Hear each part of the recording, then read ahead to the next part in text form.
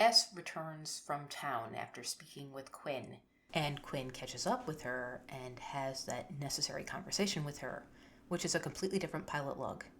This pilot log follows that pilot log, so listen to that one first. Here we go.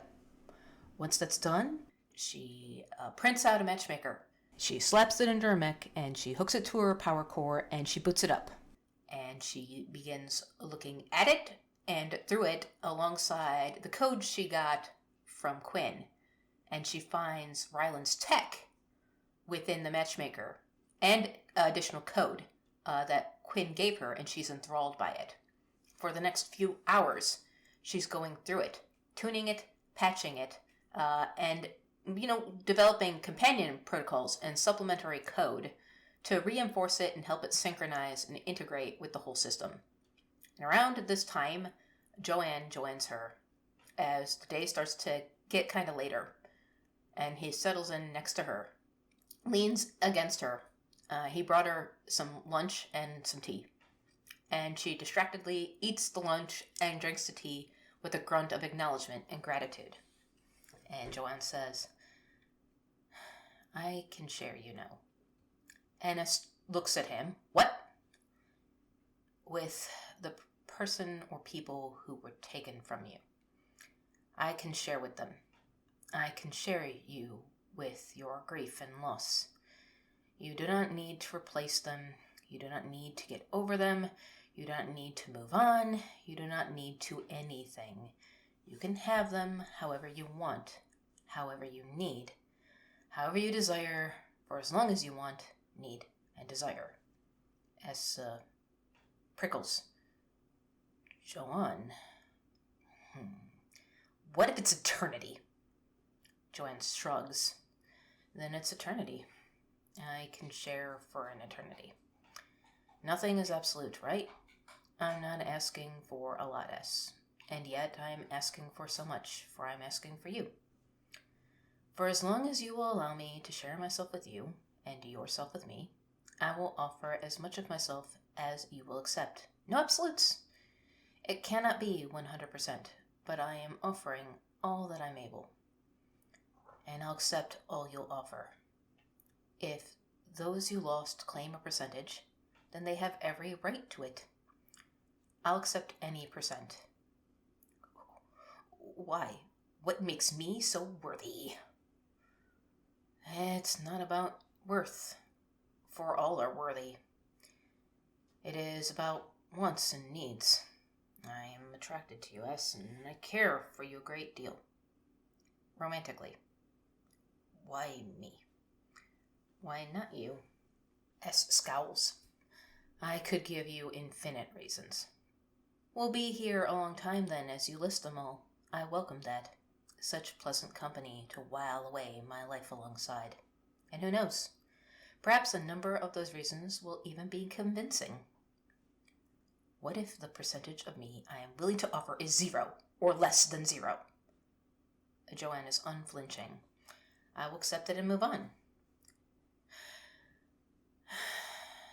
"S, you say you have infinite reasons for why not, and I do not doubt you. I am certain you do. And by all means have them. Have your infinite reasons why not. But no, I have one reason why." He smiles at her. "You." She actually sets her work aside. "Joanne." Joanne, clambers up into her mech, and he carefully takes her hands in his. "S, my chosen name is Andam for Elias. Please be arrogant with me." And S stares down at their hands, and she visibly wrestles with herself. Her face contorts before she squeezes his hands, and squeezes them a little bit too tight. But he doesn't flinch, or he doesn't pull away. He just grits his teeth and powers through it. "Can you be arrogant with Arath, Andam for Elias?" Andam does not flinch. "I can not only be arrogant with Arath, but I will be Arath for arrogant. I can be everything for you, S. Your wording isn't eloquent, but I understand your sentiment. She releases his hands. I accept your declaration of Irigan, and I return it. My common name is Zala, and he blinks in surprise, and it's actually like a mixture of surprise and disbelief that it was that easy. He actually stammers, and she chuckles and strokes his cheek, and he nuzzles into her hand. My Irigan Zala. A pleasure. I love her. Zala sighs. This is getting a bit too soft to her now.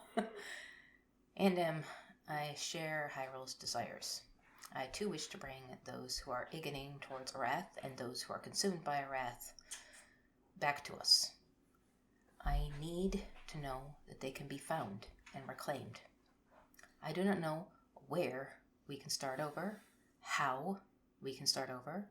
I still do not see the point yet, but I do not want them to remain lost. They don't deserve it. Nobody does. And Andem says, let us speak to Hyrule then. And Zella nods, and she hands him her tablet and quickly kisses him on the cheek before getting into the cockpit of her mech. I must find the right message for them first. Look over my work for Quinn? And Andem blushes and looks down at the tablet, and he speaks fondly. I've never been as good at this stuff as you, but of course. Zella climbs into the matchmaker and starts browsing through the archives. I tried to speak to those of us who are Arath many times in the past, and I discovered that Araths have completely removed their communication systems and speakers and shut down their translation AIs so that they understand next to nobody. Because of this, I had lost hope of ever even attempting to reach out to them. But during our ritual with the Hex Scrolls, I learned something from Quinn. See, I deactivated my translation AI after announcing I was Kraith for that fight. I had no desire to understand them, so when she blasted that music of hers, I did not understand what the singers were singing. But I still felt something in the song. The song still carried a sentiment that resonated with me, even though I could not understand the words.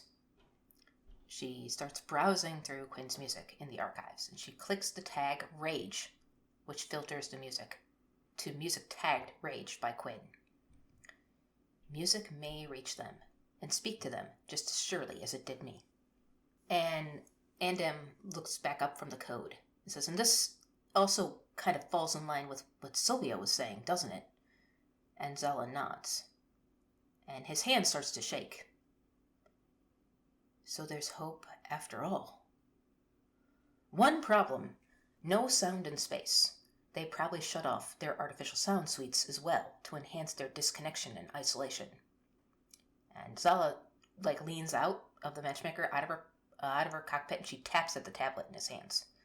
Look at the code in that pad, beloved. It's been labeled as being supplied by Ryland, whoever that is.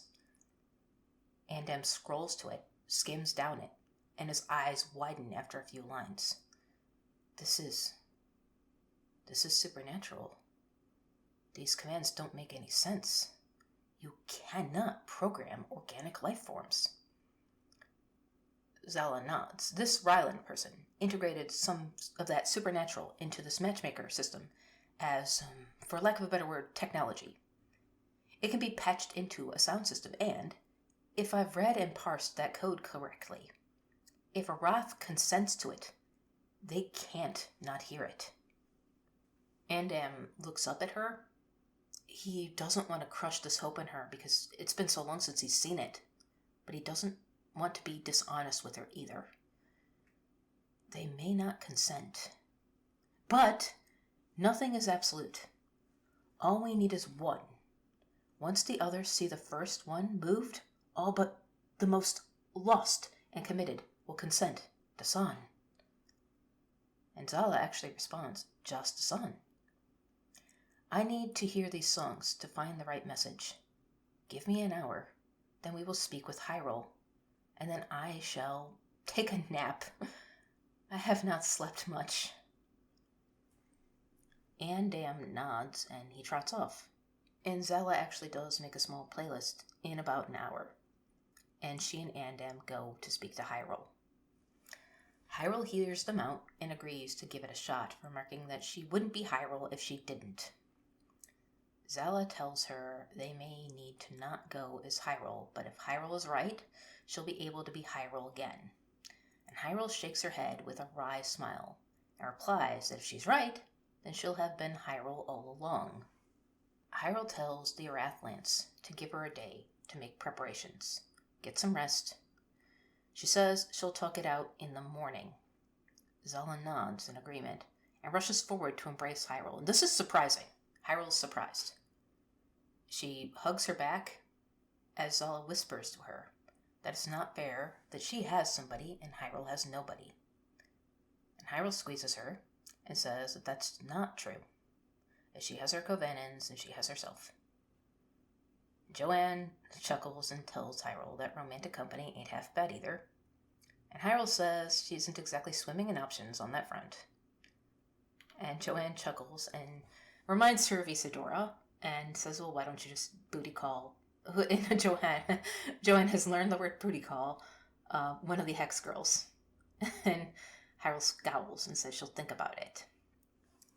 Ultimately, she does go for it, but that's a completely different pilot log.